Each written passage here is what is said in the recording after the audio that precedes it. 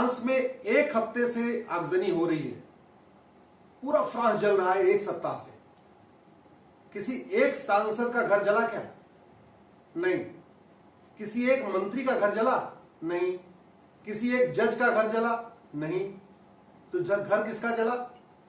आम जनता का घर जला, व्यापारियों का घर जला, यानी मिडिल क्लास का घर जला, अपर क्लास का घर जला। न सांसद का घर जला, न विधायक का घर जला, न मंत्री का घर जला, न गवर्नर का घर जला, न किसी जज का घर जला। क्योंकि सांसद, विधायक, मंत्री, गवर्नर के घर में, जज के घर में ऑलरेडी पुलिस की फोर्स है।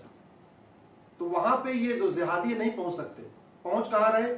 शोरूम जला रहे, गाड़ियों का शोरूम जला रहे, दुकानें जला रहे, लोगों का मकान जला रहे, हाउसिंग सोसाइटी में आग लगा रहे। और ये ऐसा फ्रांस में नहीं, 1990 में जब कश्मीर में आगजनी हुई थी, ऐसे ही आगजनी हुई थी, एक सप्ताह तक पूरा कश्मीर जला था। उसमें भी कोई सांसद, विधायक, मंत्री का घर नहीं जला था। अभी मणिपुर जल रहा है, किसी सांसद, विधायक, मंत्री का घर नहीं जला। 1947 में पूरा पाकिस्तान जब टुकड़े अलग हो रहे थे, पूरे भारत में आगजनी हुई थी, किसी बड़े नेता का घर जला क्या? नहीं। ये सब एग्जाम्पल आपको इसलिए दे रहा हूं कि आप इस चीज को समझिए कि जिहाद को कैसे रोक सकते हैं। जहां तक बात है कि विकास की, फ्रांस में वर्ल्ड क्लास एयरपोर्ट भी है, वर्ल्ड क्लास एक्सप्रेसवे भी है, वर्ल्ड क्लास हाईवे भी है, फिर भी फ्रांस जल रहा है। फ्रांस में स्कूल, कॉलेज, यूनिवर्सिटी बहुत अच्छे हैं, फिर भी फ्रांस जल रहा है।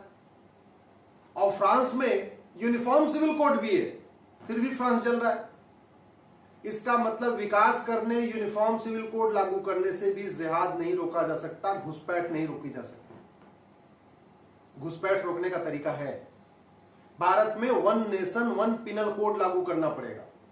मैं रिपीट कर रहा हूं, यूनिफॉर्म सिविल कोड से केवल मुस्लिम बेटियों को फायदा है, थोड़ा सा फायदा क्रिश्चियन बेटियों को भी है, थोड़ा सा फायदा पारसी बेटियों को भी है, हिंदू बेटियों को कोई फायदा नहीं। यानी यूनिफॉर्म सिविल कोड आएगा तो देश की जो 20% आबादी है, मुस्लिम्स, क्रिश्चियंस, पारसी, इनकी बेटियों को फायदा होगा।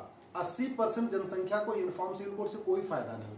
हाँ, लेकिन 20% को फायदा होगा तो भी देश को फायदा होगा, इसलिए यूनिफॉर्म सिविल कोड आना चाहिए।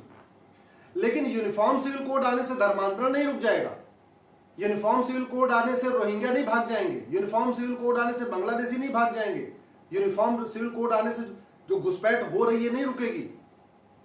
यूनिफॉर्म सिविल, अगर घुसपैठ रोकना है, धर्मांतरण रोकना है, तो आपको तत्काल one nation one penal code, one nation one police code और one nation one judicial code लागू करना पड़ेगा। One nation one penal code का मतलब इंडियन पिनल कोड पहले से चल रहा है, इसको फेंकिए, ये 1860 में बनी थी, एक नई इंडियन पिनल कोड बनाइए, उसी में एक चैप्टर घुसपैठ पे रखिए, एक चैप्टर धर्मांतरण पे रखिए। घुसपैठ और धर्मांतरण को राष्ट्रीय सुरक्षा के लिए खतरा घोषित करिए, जिससे कि घुसपैठियों पे, जिहादियों पे, मिशनरियों पे एनएसए लगाया जा सके। नेशनल सिक्योरिटी एक्ट है, लेकिन लगता नहीं है, क्योंकि हमने घुसपैठ को और धर्मांतरण को राष्ट्रीय सुरक्षा के लिए खतरा घोषित नहीं किया। कानून है लेकिन घोषित नहीं किया। हमारे पास यूएपीए है, देश की एकता अखंडता के मजबूत बनाए रखने के लिए यूएपीए है, कानून है, गूगल करना। लेकिन हमने घुसपैठ को और धर्मांतरण को देश की एकता अखंडता के लिए खतरा नहीं घोषित किया है, इसलिए घुसपैठियों पे, मिशनरियों पे, जिहादियों पे यूएपीए नहीं लगता है। हमारे पास देशद्रोह का भी कानून है, लेकिन हमने उसमें घुसपैठ को, धर्मांतरण को देशद्रोह घोषित नहीं किया है। तो आपको तीनों कानूनों में बदलाव करना पड़ेगा। जो देशद्रोह का कानून है उसमें घुसपैठ और धर्मांतरण को देशद्रोह घोषित करना पड़ेगा। नेशनल सिक्योरिटी एक्ट में देशद्रोह और धर्मांतरण को राष्ट्रीय सुरक्षा के लिए खतरा घोषित करना पड़ेगा। यूएपीए कानून में घुसपैठ और धर्मांतरण को देश की एकता अखंडता के लिए खतरा घोषित करना पड़ेगा। फिर पुलिस अपना काम शुरू कर देगी। फिर दूसरा काम करना पड़ेगा, one nation one penal code लागू करना पड़ेगा। हमारे देश में 1861 का पुलिस एक्ट चल रहा है, और ये 1861 का पुलिस एक्ट अंग्रेजों ने बनाया था देश के हमें भारत को गुलाम बनाए रखने के लिए। चूंकि 1861 का पुलिस एक्ट चल रहा है, इसलिए जो पुलिस पहले अंग्रेजों की गुलाम थी वो सत्ता की गुलाम हो गई। अब यूपी में बाबा की पुलिस अलग तरीके से काम करती है, केरल की पुलिस अलग तरीके से काम करती है, झारखंड की पुलिस अलग तरीके से काम करती है, बंगाल की पुलिस बिल्कुल अलग तरीके से काम करती है। क्यों? क्योंकि 1861 का पुलिस एक्ट चल रहा है। हमें पुलिस जो सत्ता की गुलाम बनी हुई, इसको सत्ता की गुलामी से बाहर निकालना पड़ेगा। हमें पुलिस को स्वतंत्र आजादी देना पड़ेगा। पुलिस के ऊपर जो तलवार लटकती रहती है कि किसी जिहादी को पकड़ ले, किसी मिशनरी को पकड़ ले, किसी घुसपैठिया को पकड़ ले तो उसका रातों रात ट्रांसफर हो जाएगा, उससे हमें बचाने के लिए 1861 का पुलिस एक्ट खत्म करना पड़ेगा। एक नया one nation one penal code लागू करना पड़ेगा। और आर्टिकल 14 यही कहता भी है। आर्टिकल 14 कहता है रूल ऑफ लॉ। तो रूल ऑफ लॉ तो तभी अच्छा होगा ना जब अच्छी पुलिस होगी। दूसरा, one nation one penal code. अभी हमारे पास धर्मांतरण के लिए कुछ राज्यों ने कानून बना दिया, कुछ राज्यों ने घुसपैठियों के लिए भी कुछ किया है, लेकिन घुसपैठ और धर्मांतरण राष्ट्रीय स्तर पे होता है, पूरे देश की समस्या है। इसलिए एक नया इंडियन पिनल कोड बनाया जाए, उसी में एक चैप्टर घुसपैठ हो और एक चैप्टर धर्मांतरण हो, एक चैप्टर हो ऑफेंस रिलेटिंग टू इनफिल्ट्रेशन और एक चैप्टर हो ऑफेंस रिलेटिंग टू कन्वर्जन। और हमारे देश में जिस तरीके से 50 कानून चल रहे हैं, घुसपैठ का अलग, धर्मांतरण का अलग, गौ तस्करी का अलग, मानव तस्करी का अलग, सोना तस्करी का अलग, अमेरिका में ऐसा नहीं है। अमेरिका में एक फेडरल पिनल कोड है, उसमें 123 चैप्टर है और सारा उन्होंने घूसखोरी, जमाखोरी, मिलावटखोरी, कालाबाजारी, नशा तस्करी, मानव तस्करी, सोना तस्करी, चंदन तस्करी, धर्मांतरण, घुसपैठ, सबको उसी एक की किताब में रखा हुआ है। उसको कहता है फेडरल पिनल कोड। तो उसी पैटर्न पे हमको भारत में एक इंडियन पिनल कोड बनाना पड़ेगा। 1 घंटे के अंदर मुकदमा दर्ज हो और 1 महीने के अंदर जांच पूरी हो, यह हमें मैंडेटरी करना पड़ेगा, पुलिस चार्टर लागू करना पड़ेगा। लेकिन 1 महीने में जांच तभी पूरी हो सकती है जब भारत में नार्को पॉलीग्राफ ब्रेन मैपिंग कानून हो। अगर नार्को पॉलीग्राफ ब्रेन मैपिंग कानून होता तो आसाराम जी सच बोल रहे हैं या आसाराम जी के ऊपर जो आरोप लगाया गया वो सच अब तक पता चल गया होता। ब्रिजभूषण शरण सिंह सच बोल रहे हैं या उनके ऊपर जो आरोप लगाया गया वो सच अब तक पता चल गया होता। गांधी परिवार सच बोलता है या उसके पास कालाधन बेनामी संपत्ति है अब तक पता चल गया होता। लालू यादव के पास कालाधन बेनामी संपत्ति है कि नहीं अब तक पता चल गया होता। ममता बनर्जी के पास कालाधन बेनामी संपत्ति है कि नहीं अब तक पता चल गया होता।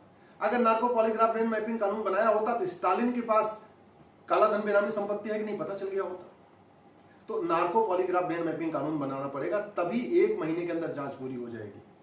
और एक हमें जुडिशियल चार्टर लागू करना पड़ेगा, one nation one judicial code लागू करना पड़ेगा कि हर मुकदमे का फैसला हर हालत में 1 साल के अंदर करना है।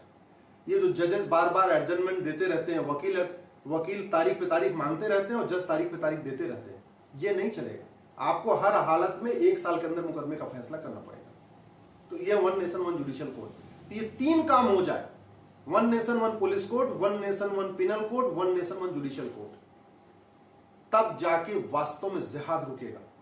हालांकि एक सुरक्षित भारत बनाने के लिए आपको one nation one penal code, one nation one police code, one nation one judicial code के अलावा one nation one education code भी लागू करना पड़ेगा, one nation one tax code भी लागू करना पड़ेगा, one nation one population code भी लागू करना पड़ेगा, one nation one endowment code भी लागू करना पड़ेगा। मतलब समान शिक्षा संहिता भी लागू करना पड़ेगा, समान नागरिक संहिता तो चलो अभी आ ही रहा है, समान पुलिस संहिता, समान कर संहिता, समान दंड संहिता, समान न्यायिक संहिता, समान जनसंख्या संहिता, समान धर्मस्थल संहिता, और भी कब करने पड़ेंगे।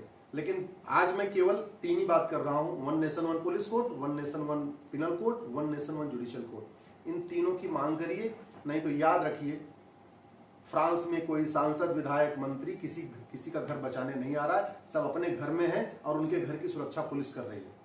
आपके घर में भी आग लगेगी, कोई सांसद, विधायक, मंत्री बचाने नहीं आएगा। जिन नेताओं की आप जय जयकार कर रहे हैं ना, 25 साल के बाद आपके बच्चों को बचाने नहीं आएंगे। वो तो सत्ता के लिए भूखे हैं, आप उनकी जय जयकार कर रहे हो, उनको सत्ता मिल जाएगी, थोड़ी बहुत आपको भी कुछ जूठन मिल जाएगी, 100-200 रुपए का काम आपका भी हो जाएगा, थोड़ा बहुत आपका भी भला हो जाएगा, लेकिन इससे ज्यादा भला नहीं होने वाला है। भविष्य याद रखिए, भारत का भविष्य बहुत ही हमको अंधा, बहुत गड़बड़ दिख रहा है। अगर हमने कानूनों को नहीं बदला तो जो कुछ 1947 में हुआ था वो सब 2047 में होगा। और एक चीज और, ये एयरपोर्ट हजारों करोड़ रुपए लगा के खर्च होता है, वो देखो जल रहा है फ्रांस में। बड़ी बड़ी बिल्डिंग जो हजारों करोड़ रुपए से खड़ी की गई हैं, सब जल रही हैं। कानून फ्री में बनता है, 1 पैसा नहीं लगता, और कानून कोई जला नहीं सकता। कानून की किताब तो जल सकती है, कानून नहीं जल सकता। कानून तो एग्जिस्ट करता है। इसलिए मैं तो आपसे निवेदन करूंगा, भारत की चिंता है, सनातन संस्कृति की चिंता है, अपने बच्चों की चिंता है, तो पार्टियों से ऊपर उठिए। इस वीडियो को अधिक से अधिक शेयर करिए, अपने सांसद, विधायक, मंत्रियों को भेजिए, किसी IAS IPS को जानते हैं तो उसको भी भेजिए।